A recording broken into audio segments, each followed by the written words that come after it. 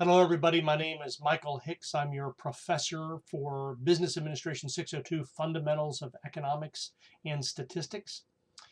And what I'm going to do with this first class, this first 15 or 20-minute class, is I'm going to explain the course to you, how it fits into your program, how I'm going to deliver the course, and what you need. And then I'm going to end with a little bit of an explanation of how I view this course as part of your instructional process going through the MBA program. Um, so to begin, this is an asynchronous online course. It's designed to teach you, catch you up on things that you may not know about economics and statistics. Some of you will know most of this material, many of you will not. For some of you, it'll be resurrecting lost skills. What are you going to need? You're going to need obviously a computer so that you can watch me online as you're doing now. You're going to need the capacity to write in a Word or similar program. You're going to need a PDF file to read the textbooks, which I'll talk about in a minute, and you're going to need spreadsheets as well. Um, you don't need any other statistical software, although I'll introduce and show you some of those things. The textbooks are open source. They're free online text available at OpenStax. That's stacks with an x.org. One is the introductory statistics, and the other one is the principles of microeconomics. Both of these textbooks have links in the syllabus. You can go directly to them. In order to grade you, I'm going to give two exams, a 45% and a 55% final, a midterm and final. I will talk you through what I'm looking for in these. This is the first time this class has been taught at Ball State, and so there's no examples floating around for you to observe. The way I'm going to deliver this class is in really three components. The first is going to be a lecture. It'll either be me talking directly to you like I'm doing now, which I'm going to try to keep to short blocks. 15, 20-minute block is what I'm aiming at. I go over some, I go under others, but the goal is to make the listening to a professor online more digestible. The second type of instruction will be me talking over a piece of software, either a slideshow or a spreadsheet or a statistical program for you to see what we're doing in a different format. And so it'll still be me talking, but you won't have to stare at my talking head. It'll be something that you're going to have to execute or observe at some point. And with that, again, I'm going to try to keep those to 15 to 20-minute blocks. And then the third framework for instruction is going to be invited instruction, which is really, I've looked pretty heavily for people who give TED Talks or YouTube videos or instructional content or MOOCs that are designed to provide course material similar to what I'm talking through, or complementary to what I'm talking through. And so I'll assign that for you to look at as a complement to the material that you're learning right now. So those are the three things that we'll do. There'll be some innovations. I have a light board that I use for drawing graphics when we get primarily to the economics component of this. And so we'll be playing around with some different delivery techniques. I am sensitive to the difficulty of doing some of this online course and how a asynchronous hour-long lecture can be really brutal. Because you're not here, we don't have to go through all of the things that we would normally talk about in the COVID environment that we're in. The university takes very seriously the challenges of COVID, and wearing masks. You don't obviously have to wear them at home when you're taking this class or sitting around taking it. But the other things are pretty straightforward. I expect you not to cheat on a graded assignment, which is not really a big issue here. You can get technical information on Canvas or elsewhere. The syllabus has links to tech clips that can get you through the most common questions, and then all kinds of questions about how to do online courses and Canvas community for students so that you can get into this. Because it's asynchronous, we're not going to have a lot of chat material. I have classes from around the students in this class from around the world, so it doesn't do a lot of good to do that. If you're a disabled student, if you have difficulty with the technology, please, make a contact with the Students and Disabilities Office. You can also contact me directly with what you need to do. Sometimes there's a lag between you contacting them and they getting to me, but if you contact me right away and say, Dr. Hicks, I need something extra to complete this course, I'm happy to accommodate. So just let me know. And the syllabus contains other information. A couple of things that I think are important in the MBA program are assurance of learning.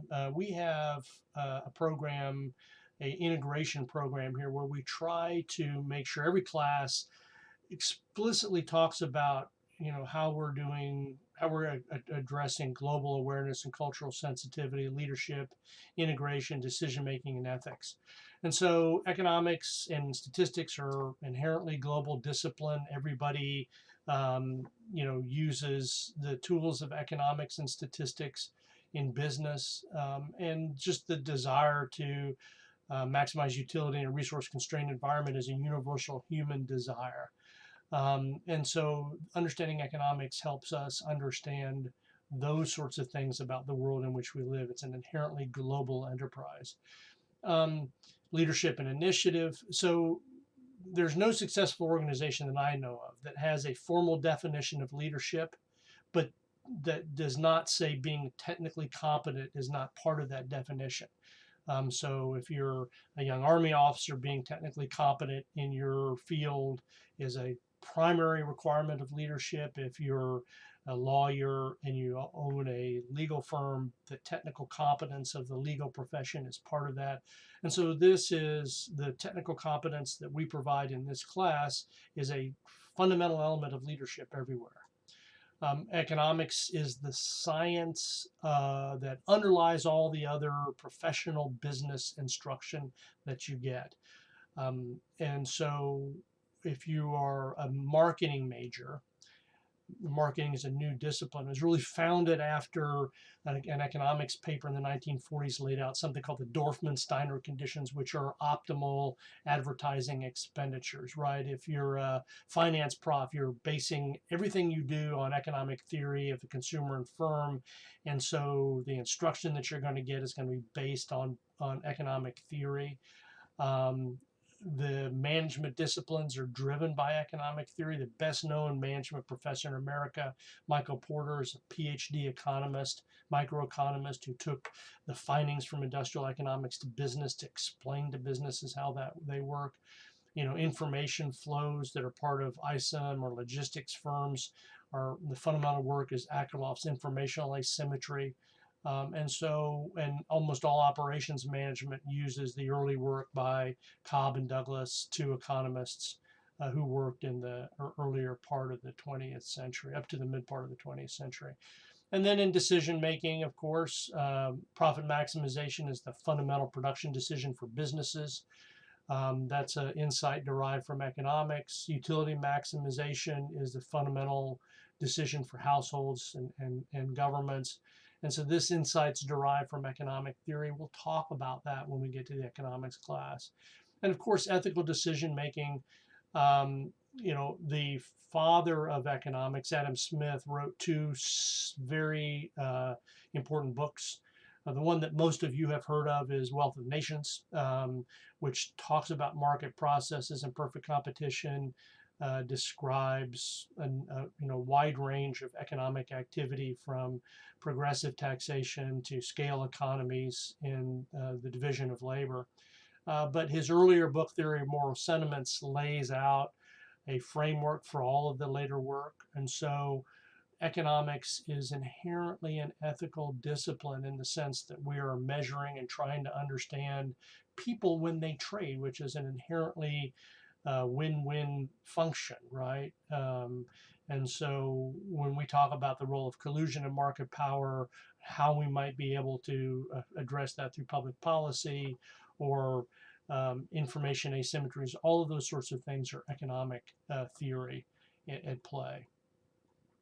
So the class is going to consist of 14 weeks of instruction. The first week is going to be modeling with data. I'm going to talk to you about the types of data, the methods of data display, the use of summary statistics to describe them.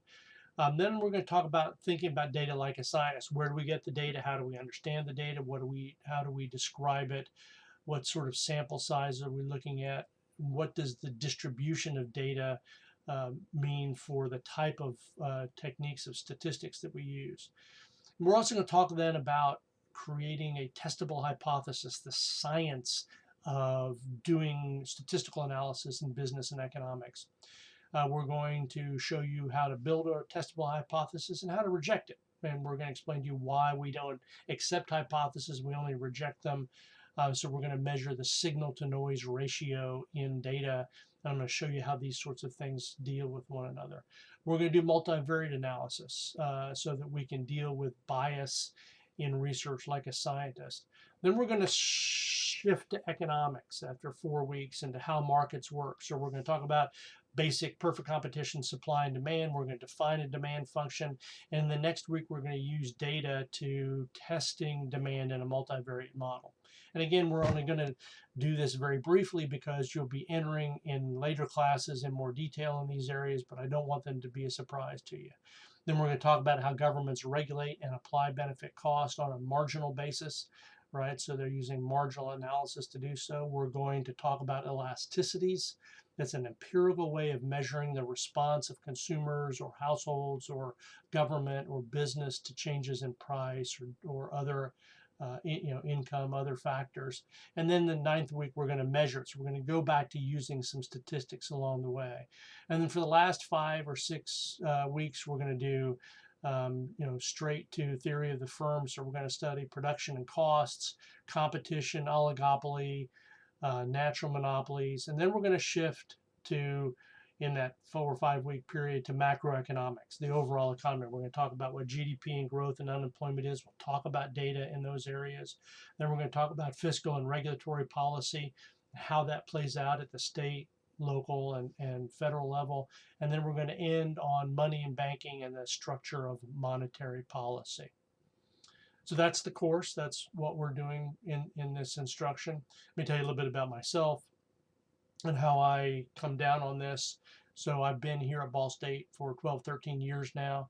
I work in the Center for Business and Economic Research. It's a research center with 4 researchers there who are doing essentially full-time analysis in focused on state and local public policy, on where business and economic activity locates, fiscal policy, which is tax and spending policy, health economics, and rural sociology. And you can go to our website and take a look at what we do there and how we try to influence the world through our research. Before that, I worked for 3 years at the Air Force Institute of Technology in their cost analysis and financial management program. The 5 years before that, I worked at the Center for Business and Economic Research at Marshall University. The year before that, I worked at the Center for Business and Economic Research at University of Tennessee. I had just finished my PhD there and was able to stay for a year to do work. And I will say I entered graduate school later than any of my colleagues here at Ball State, certainly in the economics or College of Business. I began in my early 30s. Before that, I spent 8 years as an Army infantry officer. But I do have an undergraduate degree in economics, a master's and PhD in economics. And so I appreciate, I think, better than most, the challenges of returning to a graduate program after doing something that took you out of the classroom. Being out of the classroom means that many of the skills of study and the content that you may have done very well with and mastered several years before are rusty and stale. This class will give you an opportunity to knock the rust off and get ready for some of the more rigorous courses that we come to down the road. Right now, there's 22 of you enrolled in this class. I expect all of you to do well in the class. This is a graduate program, so we usually grade A, B, C, and F, and I have very rare Fs. And so I'm really looking for students to do well here and move on into the next program. And so the way this will work is we're done this first segment, and I'll have posted the instructional content for the first week on the Canvas setting, and so you can go directly to those and watch those. I encourage you not to get too far ahead or too far behind with the class. It's better to have the material roughly at the same time. So I'm not going to prevent that, but I'm not going to encourage being too far out of sync. Finally, if you're having difficulty with this class, if you have family issues, if you have work issues, please let me know. Again, I think we do a pretty good job of understanding the challenges for graduate students who are doing this work remotely, and I want to be sensitive to those. And it's just always better to talk to a prof early rather than late. So I've had it all. If you've got a sick family member, if you're changing jobs, if you're going on a military deployment, if you're scheduled to deliver a baby in December, let me know now so we can shift around to accommodate your schedule. That's a fairly easy thing to do, particularly the more information that I have about it and the earlier that I have it. And with that, I'll see you in the next class.